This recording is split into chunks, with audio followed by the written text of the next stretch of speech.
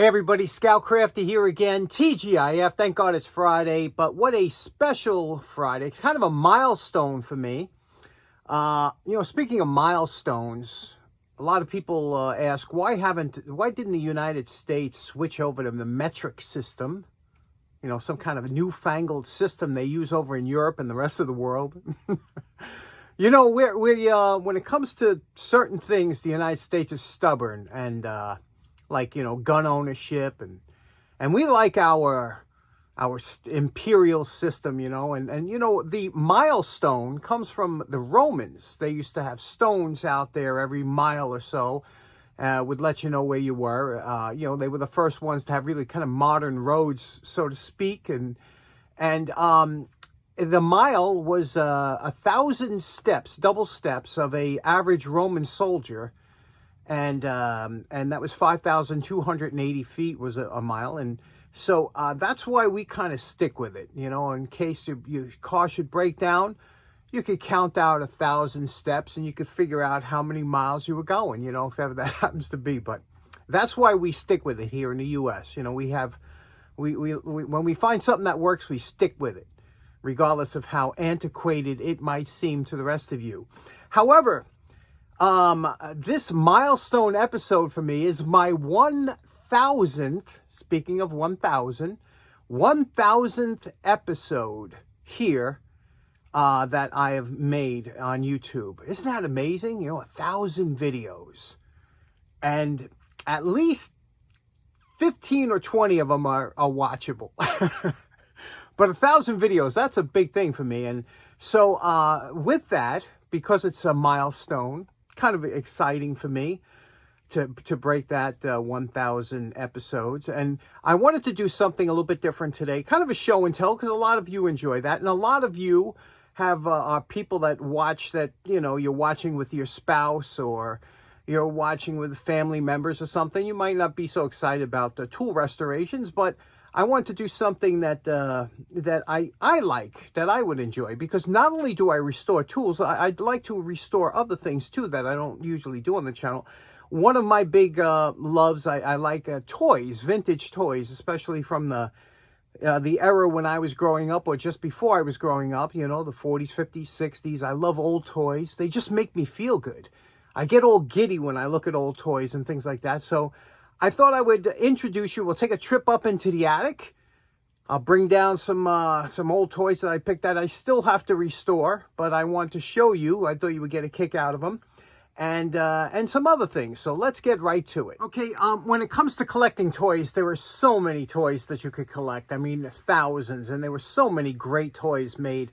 And you have to remember, the very earliest toys were just small objects that usually parents would make for their kids or somebody would make, and it had a lot to do with their imagination. And developing a child's imagination is one of the best things you can do for your child, because that will help them out and stop the boredom and other things that come along with not having an imagination. And years ago, you probably remember some of the early toys that maybe your grandparents had. Was one of the first toys was a horse head on a broomstick. Do you remember those? Those were big all the way up to the 40s and 50s. They had a good run as far as a toy goes. But can you imagine giving a kid that today? With the video games and everything they have today? Can you imagine saying, here you go, this is for you? They'd look at you like, are you out of your mind? What am I supposed to do with this? Well, back then it was a big gift and kids loved it. And of course, dolls and toys for all different kids.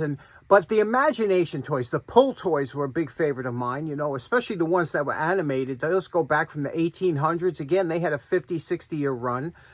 I love those kind of toys, but anything that has to do with imagination. And probably the pinnacle of toy making when the imaginative toys were coming out were Deluxe Reading made a bunch of good toys that had to do with not only imagination, but had buttons and things you could touch and knobs. And one of them, which was really cool, was this. Now, what you're looking at here is a toy that I just always loved. And I have to tell you, this is just, to me, such a fantastic idea. A gentleman by the name of Henry Ornstein, he made a Deluxe Reading was his company. And he used to compete with some of the big toy companies back in the day, back in the 50s and 60s. And how he did it was he sold toys that were cheaper to make because he was a smaller company, and he only sold them through supermarkets and things like that. So he had a very good niche in the market, and the guy made a fortune. But this is the Deluxe Reading Playmobil dashboard, sold in the early 60s. And I think it was a copy of a Ford dashboard. It's about, I guess about 2/3 scale. It's really an interesting piece, right? It had all these different things. Now, again, this is a work in progress, but it came with so many things. It was battery operated. It came with a key. When you turned the key on, you could operate the horn. The horn would make it. The engine would make a running sound. And it actually had working turn signals with the turn signal indicator here would actually would make the signals operate, and you would see them blinking on the dash. And it also had working windshield wipers when you hit the button. So it had so many cool things for kids that had imagination. You pop this on the kitchen table. The kid could pretend that he was going down the highway. It had visors here. This one's missing the mirror, and I think it's a good thing because most of these, because of the special plastic that they use for the windshield, and notice it's a tinted windshield, a lot of times the heat, when they were stored in an attic or something, would bow these down. So a lot of them you see bowed down. This one, I guess because it's missing the rear view mirror, kept a straight windshield, which is really nice to have. But I wanted to restore this. I actually wanted to backlight some of the gauges. I just think it would make a great display piece. Had a working gear shift. Notice that, the gear shift works. And also the steering wheel worked the speedometer, so you can, if you wanted to cruise at 190 miles an hour, you could do so easily. How cool is this toy? All these, the clock and everything had working knobs. Everything worked. All the gauges worked according to knobs, and you could play with all these knobs and set up the things. And what a cool little toy, huh? So this was something I always wanted. They go for big money on eBay now because it's such an interesting thing, but I always wanted to have one of these sitting in my living room. And every time I look at this, it just gives me joy. So what do you think? Is that not cool? Next up, if the Playmobil dashboard wasn't fast enough for you, Deluxe Reading also made this TV jet. It's called the Jimmy Jet Deluxe, and this was a cockpit of a fighter jet. Remember back in the 60s, every kid would think about this. This thing was pretty cool too. Again, had battery operated, options on here, or one of the things, all the gauges here that you see here, they were just like real-time gauges. You would see it had airspeed, Mach, your RPMs over here, your gyro, your climb rate, your altitude. It had all kinds of buttons and things that you could set. I mean, look how cool this was. It even had missiles that would shoot out the top here. They would shoot out. You had controls that you could shoot the missiles out. But what was really interesting was, let me show you. Again, this one I recently got not too long ago. I didn't do anything to, but I don't even know if it works. But let me show you the backside of this. Now you have to remember, these things sold for only a few dollars in supermarkets. They couldn't make them totally complicated, but yet they had to keep the child occupied and wanting to play with it. So this, it's ingenious with the simplicity yet complicated actions that it had. It had a gear-driven motor that would spin a barrel that had a transparency on it, that there was a light in there, and it would show up on the screen. And when you were actually pretending to fly, this would spin and you would see the land go by, and then you could make the jet go left and right, and that's where you would decide where you wanted to. It was like running your own mission. Now you can see here, I don't have, there's a light bulb that would be focused behind this and give you it would show up on the screen, and you would control the speed with the lever of how fast this would go, and then you would fly your mission. You could see the little model of your jet there, and is this not absolutely awesome? Now, this is another toy that the collector market is kind of sent through the roof, but back in the day, there were a few dollars. Used your imagination, kept the kid busy, and just how cool is that toy? Isn't that something? Okay, last up, I thought you might find this interesting. Another blast from the past from my attic. Check this out. An old newspaper, but this one's pretty interesting because you can see what happened on this day here. President Kennedy was assassinated. Now, what I like about certain old papers, especially this one here, this is the Milton Standard from Milton, Pennsylvania. It was a fairly small town in Pennsylvania, and you know, I live obviously in New York City, and I didn't want it. The big city papers, even back then, they were all bought and paid for. You know, a lot of them. Not like today. Today, you can't trust anything you read. It's all, it's all designed for the sheep. But back then, these small town papers were really interesting because if you look at how they're written, and you know, they had their own editorials, and it was just, again, it was like small town America. It was just wonderful to read. But I'm really interested in the Kennedy assassination. You know, whether or not you think it was a conspiracy. I always find it interesting because, especially with all the information that's still coming out today, including the 4,400 documents they didn't release, wondering why that is.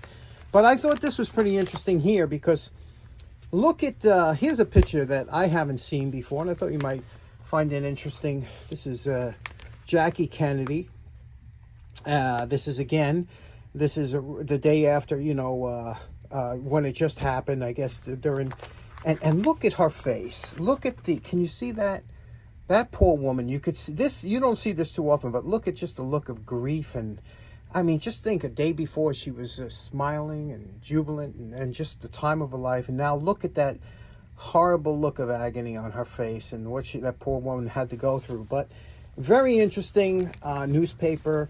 And when you look through, especially the old advertisements, here's something interesting for you younger people. Years ago, in order for a paper to stay in business, they had to sell advertisements. And, you know, depending on how much advertisers would pay, that's how the paper was able to exist and pay their both the people that work there and distributors and things like that. And today there's a lot of, you know, it's not all advertising income that runs a paper, but we'll get into that some other time. Here, this advertised, you see, was Newberry's. Again, this was a local paper, and you could see some of the prices they had.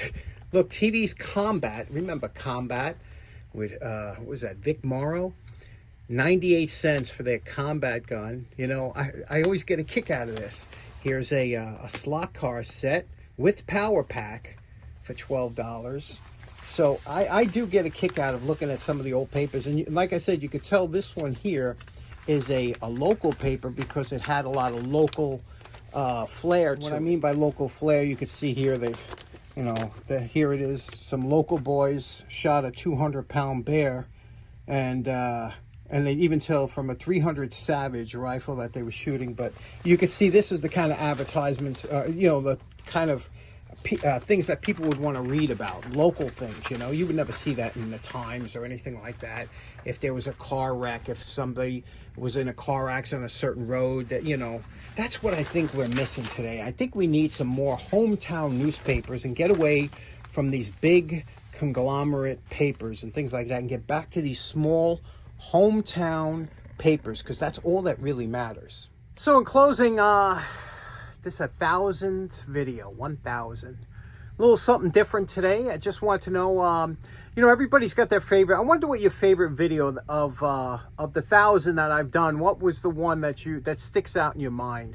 Maybe you could leave that in the comments, and you know, I know what maybe you'd like to see or something else along that lines. But if you have one that sticks out in your mind, I have two of my favorites that I've done, not particularly heavily viewed, but one of my favorite videos was when I got 6,000 subscribers. Boy, that was a big thing. 6,000 subscribers. And it was good times, you know. And I did a video on showing some of the vices and some of the tools I restored. I'll put a link in the video. That was one of my favorite videos. Another, I think my all-time favorite video was putting patina back on a tool.